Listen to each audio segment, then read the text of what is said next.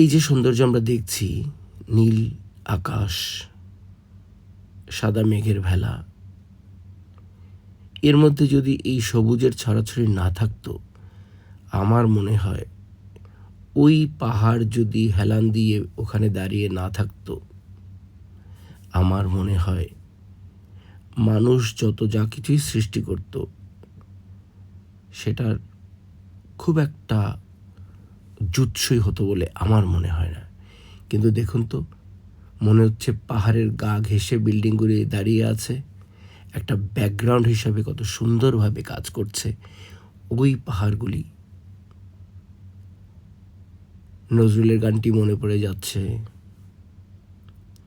আকাশে হেলান দিয়ে পাহাড় ঘুমায় ওই পাহাড়ের ঝর্ণা আমি,